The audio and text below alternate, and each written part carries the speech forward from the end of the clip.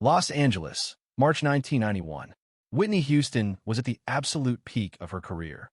The Bodyguard soundtrack was breaking every record imaginable. I Will Always Love You was dominating charts worldwide, and her voice was being called the greatest instrument in popular music history. But on a rainy Tuesday afternoon, something happened at Cedars-Sinai Medical Center that the world never knew about. A visit that would save one girl's life and haunt Whitney for the rest of hers. Because what Whitney discovered in room 447 wasn't just a dying teenager. It was a mirror reflecting her own deepest fear, the terror that one day her gift would be taken away, just like it was being stolen from this young girl named Sarah Martinez. Sarah was 17 years old and had been Whitney Houston's biggest fan since she was 9. Her bedroom walls were covered with Whitney posters from every era. Teen Whitney with that radiant smile. Mature Whitney in elegant gowns. Concert Whitney with her arms raised to heaven as she hit notes that seemed impossible for human vocal cords. But Sarah wasn't just a casual fan who enjoyed the music. She was a singer herself, and Whitney's technique had become her obsession, her study, her entire artistic foundation. Growing up in East Los Angeles, Sarah had discovered her own voice at age 7 when her elementary school music teacher heard her singing along to Whitney's greatest love of all during recess. The teacher had stopped mid-sentence, walked over to Sarah, and asked her to sing it again. When Sarah finished, there were tears in the teacher's eyes. "You have something special," the teacher had said, "something that shouldn't be wasted." That conversation changed everything for Sarah and her family. Sarah's parents, Maria and Carlos Martinez, were working-class immigrants from Mexico who cleaned office buildings at night to support their 3 children. They had never been to a concert, never bought an album that wasn't on sale, never imagined that their daughter might have genuine talent.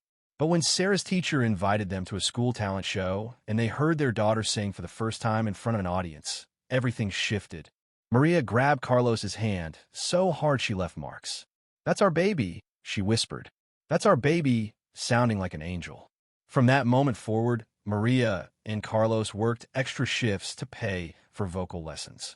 They couldn't afford much, just one 30-minute session every 2 weeks with a retired opera singer who lived 3 bus rides away. But Sarah practiced obsessively between lessons, spending hours in her tiny shared bedroom with headphones on, studying every breath, every run, every subtle choice Whitney made in her recordings. She would play the same 10 seconds of a Whitney song 50 times, trying to understand exactly how Whitney shaped certain vowels, how she used her mixed voice, how she created that signature power without ever sounding strained. By age 15, Sarah was performing at local churches, quinceañeras, and community events throughout East LA. She wasn't just good, she was extraordinary. People who heard her sing would stand frozen, forgetting to applaud because they were so stunned by what they'd witnessed. A local recording studio owner heard her at a church festival and offered to record a demo for free, something he'd never done before. "This girl is going to be somebody," he told Maria and Carlos. "I can't explain it, but I know it." Within 6 months, Sarah had representation from a small but legitimate talent agency. Within a year, she was being considered for recording contracts. Everything seemed possible. The American dream was materializing for a working-class family through their daughter's impossible voice. Then in January 1991, everything changed. Sarah woke up one morning and couldn't speak above a whisper. At first, everyone assumed it was laryngitis from a particularly intense performance the night before. "Rest your voice," her vocal coach advised. "Drink tea with honey. It'll come back." But it didn't come back. Days turned into weeks, and Sarah's voice remained trapped somewhere inside her throat, unable to emerge. The whisper became her only sound, and even that hurt. Maria took her to a community clinic, then to a better doctor when the first one seemed unconcerned, then to a specialist when the second doctor's expression changed from confident to worried. The specialist at Cedars-Sinai, Dr. Catherine Morrison, was one of the best laryngologists in the country. She performed a laryngoscopy on Sarah, inserting a tiny camera down her throat to examine her vocal cords. What she saw made her go very quiet for a long moment. Then she asked Sarah to wait outside while she spoke to her parents. That's when Maria knew. That's when she felt her world starting to collapse. Doctors only ask children to leave the room when the news is very bad. Dr. Morrison showed Maria and Carlos the images from the laryngoscopy. On the screen, they could see Sarah's vocal cords, those delicate folds of tissue that had produced such beauty. But growing on the right vocal cord was a mass, irregular and invasive, wrapping itself around the very tissue that allowed Sarah to sing. It's a rare form of laryngeal tumor, Dr. Morrison explained, her voice gentle but clinical. In someone Sarah's age, it's extremely uncommon. We need to do a biopsy to determine if it's malignant, but regardless of the pathology, it will need to be removed. The question is whether we can remove it without permanently damaging her vocal cords. Carlos asked the question that Maria couldn't bring herself to voice. Will she sing again? Dr. Morrison hesitated, which told them everything. I don't know, she said finally. The tumor is positioned in a way that makes surgery extremely risky. If we can remove it cleanly, there's a chance she'll regain some vocal function. But the likelihood of her singing at her previous level is very low. And there's a significant possibility that the surgery could result in permanent vocal cord damage, leaving her with limited speaking ability and no singing voice at all. The best-case scenario is that she'll speak normally but never sing professionally again. The worst-case scenario is that she won't have much of a voice at all. When they told Sarah, she didn't cry. She didn't scream. She just sat very still and quiet, processing the information that her entire identity, everything she'd built her sense of self around, was about to be taken away. That night in her hospital room, Maria found her daughter staring at a Whitney Houston poster she'd taped to the wall. It was from Whitney's 1990 tour, an image of Whitney with her head thrown back, mouth open, obviously hitting one of those notes that seemed to channel something divine. "I'll never do that," Sarah whispered. "I'll never feel what she feels. I'll never know what it's like to have people's faces change when they hear what you can do." It's over before it even really started. The biopsy confirmed that the tumor was benign, which should have been good news. But benign didn't mean harmless. It was still growing, still strangling Sarah's vocal cords, still requiring immediate surgery. Dr. Morrison scheduled the operation for late March and was honest about the odds. "I'll do everything I can to preserve her vocal function," she told the Martinez family. "But I want you to understand that saving her cords and saving her singing voice are two very different things. This kind of precision surgery on someone so young, with tissue this damaged, I've only seen a handful of cases. None of them returned to professional singing." What nobody knew was that Dr. Morrison had a connection that would change everything. Her sister, Jennifer Morrison, worked in artist management and had professional relationships throughout the music industry.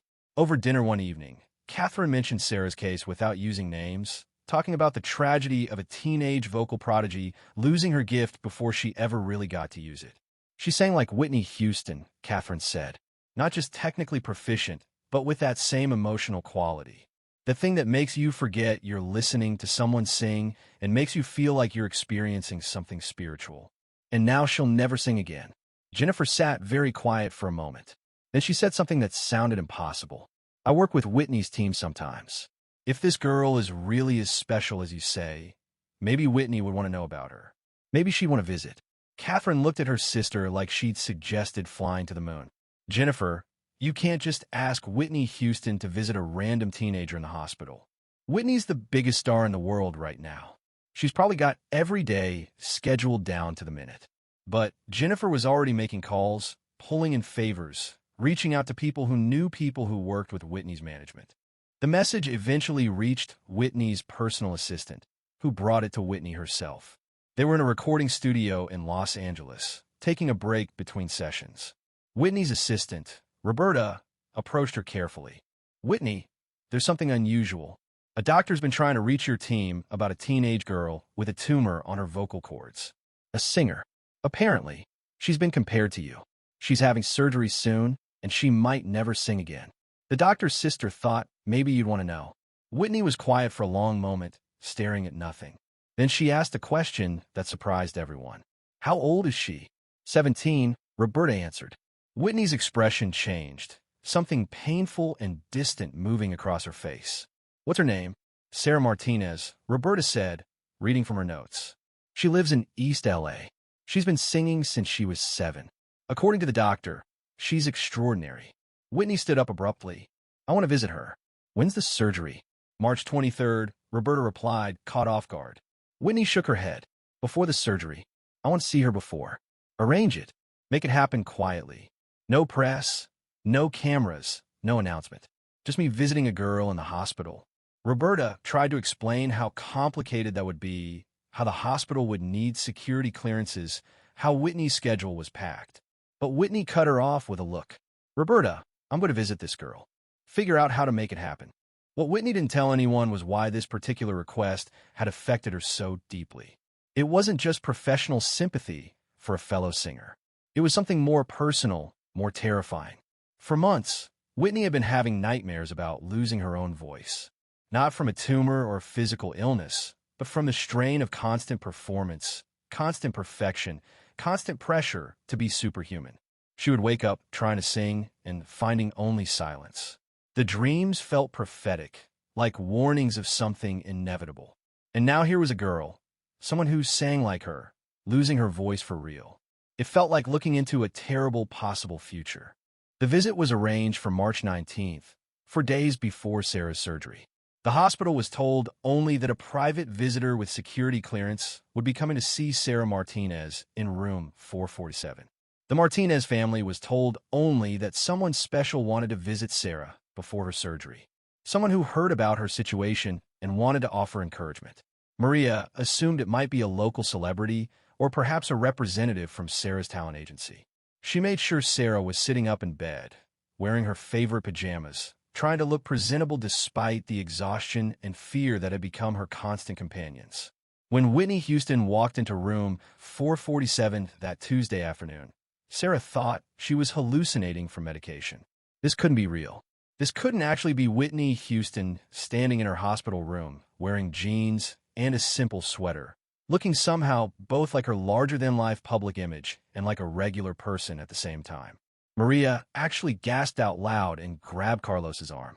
Sarah just stared, unable to process what she was seeing.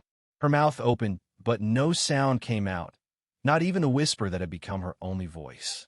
Whitney smiled, that famous warm smile that had graced 1,000 magazine covers, and walked directly to Sarah's bed.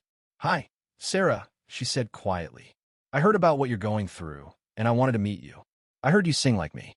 Sarah's eyes filled with tears. She tried to speak, tried to thank Whitney for coming, tried to express the surreal impossibility of this moment, but all that came out was a hoarse whisper that barely qualified as sound. Whitney sat down on the edge of the hospital bed and took Sarah's hand. "Don't try to talk," she said gently. "I know it hurts. I know you're scared. And I know what you're thinking. You're thinking that if you can't sing, you don't know who you are. Am I right?" Sarah nodded, tears now streaming down her face. Whitney squeezed her hand. "I know that feeling," she said, "because I've had the same fear. Every singer who really loves what they do has that fear. The fear that one day the gift will be gone and we'll just be ordinary people. But I'm going to tell you something that I wish someone had told me when I was your age. Your voice is a gift, but it's not your identity. You are not what you can do. You're who you are. And from what I've heard about you, Sarah, you're someone pretty special even without the singing." Maria and Carlos were standing near the door, watching this impossible scene unfold. Maria was crying silently, overwhelmed by the kindness of this superstar taking time to comfort her daughter. But what Whitney did next surprised everyone in that room even more. She looked at Sarah and said, "I want to hear you. I know you can't really sing right now, but I want to hear what your voice used to sound like. Do you have any recordings?" Sarah's eyes widened. She looked at her parents. Maria nodded and pulled out her purse, extracting a cassette tape that she'd been carrying every day since Sarah lost her voice. It was Sarah's demo, the one recorded at the local studio, the one that had gotten her agency representation and attention from record labels. Whitney took the tape and looked around the hospital room. "Anyone have something to play this on?" Carlos rushed to explain that he'd brought Sarah's tape player from home, hoping music might comfort her during the long hospital days. He retrieved it from the closet, hands shaking as he handed it to Whitney Houston. Whitney inserted the tape, pressed play, and sat back down on Sarah's bed. What emerged from the small portable speaker was extraordinary. Sarah's voice, captured at age 16, singing Whitney's own song, Greatest Love of All. But this wasn't karaoke. This wasn't imitation. This was artistry. Whitney listened to the entire song without moving, without speaking. Her expression was unreadable. But Maria noticed that Whitney's hand, still holding Sarah's, was gripping tighter and tighter as the song progressed. When it ended, Whitney was quiet for a long moment. Then she looked at Sarah with an intensity that seemed to look right through her. "You weren't kidding," Whitney said softly. "You really do have it. That thing that can't be taught. That thing that makes people stop and listen. Sarah, you're not just technically good. You have something rare. Something precious. And I'm going to tell you something that's going to sound impossible right now, but I need you to believe me. Whether or not you ever sing again, you will always have this gift. Because the gift isn't in your vocal cords. It's in your soul. And no surgery can touch that." Whitney stayed in that hospital room for almost 3 hours. She asked Sarah about her life, her dreams, her family, her favorite songs. She talked about her own journey, her own fears, her own struggles with the pressure of being perfect all the time. She was real in a way that celebrities rarely allow themselves to be, letting down the glamorous facade and just being a woman talking to a frightened girl about the thing they both loved most in the world. At one point, Whitney asked Maria and Carlos about their story, and when they explained how they worked cleaning offices at night to pay for Sarah's vocal lessons, Whitney went very quiet. Then Whitney made an announcement that stunned everyone. "I want to pay for Sarah's surgery," she said. "All of it. And I want to make sure she has the best possible care, not just for the operation, but for recovery and rehabilitation afterward. Whatever she needs, whatever it costs." Maria immediately protested. "Miss Houston, we can't accept that. We have insurance. We'll find a way." Whitney shook her head firmly. "This isn't charity. This is one singer helping another singer. And besides," she added with a small smile, "I have a selfish reason. I want Sarah to have the best possible chance of singing again, because when she does, I want to record a duet with her. I want the world to hear what I heard on that tape." Sarah, who had been crying quietly throughout Whitney's visit, suddenly made a sound that was half laugh, half sob. Whitney smiled at her. "I'm serious," she said. "Dr. Morrison is excellent, but I'm going to call in another specialist I know. Someone who works with professional singers. We're going to give you every possible advantage. And Sarah, I'm going to ask you to do something for me. I'm going to ask you to believe that you'll sing again, even when it seems impossible, even when you're in pain and recovering and it feels like your voice is gone forever. I want you to believe. Can you do that?" March 23rd came too soon. Sarah was wheeled into surgery wearing Whitney's necklace, holding her mother's hand until the last second. The operation lasted 6 hours. Dr. Morrison and the specialist Whitney had brought and removed the tumor with microscopic care, but more tissue had to be taken than expected. The surgery succeeded, yet the damage to Sarah's vocal cords was severe. No one could say if she'd ever sing again. Recovery was brutal. For 2 weeks, she couldn't speak, communicating only through writing and tears.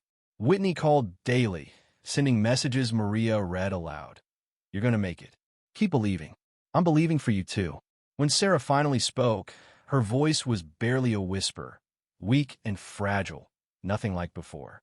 The therapist assured her this was normal, but Sarah sensed the doubt behind the words. The hope now was for ordinary speech, not singing. Months of therapy followed, painful, discouraging sessions filled with rasped sounds and silence. Often Sarah wanted to quit, but Maria reminded her of Whitney's visits and the promise of a duet someday. "You can't give up," she'd say. "Whitney's waiting for you." 8 months after surgery, everything changed. During her usual exercises, Sarah suddenly produced a clear note, fragile but real. Stunned, she tried again. The sound was there. "Maria, listen," she whispered, and sang a simple scale. Imperfect, limited, but music once more. Dr. Morrison was astonished.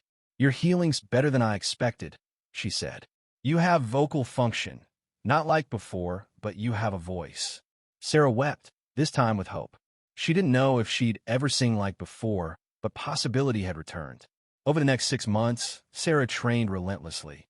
Her range was smaller, her tone fragile, yet each note carried soul and truth.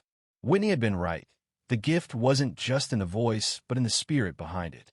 In December 1992, nearly 2 years after Whitney's visit, a call came from Whitney's assistant. "Sarah, Whitney wants to keep her promise. She wants to record that duet." Terrified, Sarah feared her changed voice would disappoint. But Maria reminded her, "You promised Whitney you'd believe. Now believe." The session took place on January 15th, 1993, in Los Angeles. Sarah arrived early, trembling with nerves. When Whitney entered, she didn't look like a superstar. She looked like a friend. "I've been waiting for this day," she said, hugging her. Sarah sang a few scales. Her voice was smaller now, marked by everything she'd endured. When she finished, Whitney smiled. "It's beautiful," she said. "Different, but beautiful. I hear survival. I hear strength." They recorded a song Whitney had written for her, "Still Here." It was about loss, endurance, and the gift that remains after everything else fades. Whitney's voice soared through the verses. Sarah's fragile harmony on the chorus gave the song its soul, power and vulnerability intertwined. When they finished, Whitney's eyes filled with tears. "That was perfect," she said. "Not perfect in sound, perfect in truth. People will hear themselves in you." The recording was never released.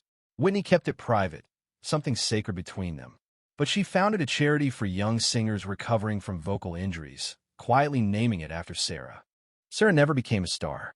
Her voice recovered, but not enough for a full career. Instead, she became a vocal therapist, helping others heal the way Whitney had helped her. Every day, she wore Whitney's golden microphone necklace, a reminder of survival and grace. When Whitney passed in 2012, Sarah spoke at the private memorial. Wearing the same necklace, she told the story few had heard, of a 17-year-old girl losing her voice and a superstar who sat by her hospital bed to remind her that worth comes from the soul, not the sound. "Whitney taught me that greatness isn't about fame or perfect notes," Sarah said. "It's about choosing to help when you don't have to." She could have been anywhere that day, but she chose to sit with me. That choice saved my life. Lifting the necklace, she continued, "Whitney told me to return this after our duet. I never did. She said it belonged to someone who understood that the gift isn't in the voice, it's in the heart. Today, I'm giving it to her daughter, Bobby Christina, because it represents the Whitney the world didn't always see, the one who believed in me when I couldn't believe in myself." The story of Whitney's secret hospital visit in 1991 eventually spread through Sarah's work with injured singers. Many came forward with similar stories. Whitney visiting hospitals, quietly funding treatments, offering encouragement with no publicity. Sarah wasn't alone. The world's greatest voice had been using hers to lift others all along. For decades, Sarah Martinez helped hundreds of vocalists rebuild their voices and confidence. In her office hung a photo of Whitney mid-performance, beside a handwritten quote Whitney had given her, "The gift is in your soul. No surgery can touch that." Every new patient heard Sarah's story and Whitney's message. "You are not what you can do. You are who you are. And that is enough." Whitney Houston was the legend, the voice that filled arenas. But her truest greatness shone when no one was watching, comforting a frightened teenager, reminding her that worth lives beyond ability. That's the real measure of greatness, not records or fame, but compassion. If this story touched you, subscribe for more untold moments behind the legends. Share it with someone who needs to remember that loss doesn't end the story, and that the greatest gift we can give is choosing to help.